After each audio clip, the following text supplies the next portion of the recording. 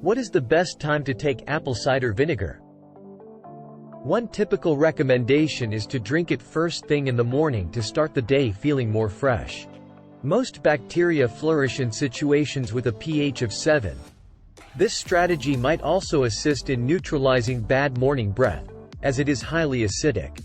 As a result, the acidity would prevent the ability of the bacteria to reproduce.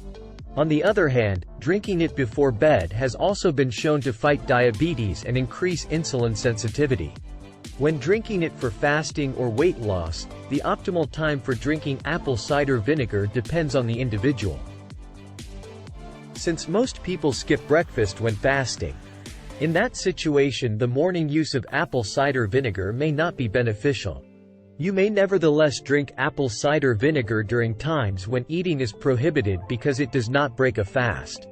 Do you take apple cider vinegar in the morning? Or do you prefer taking it in the evening?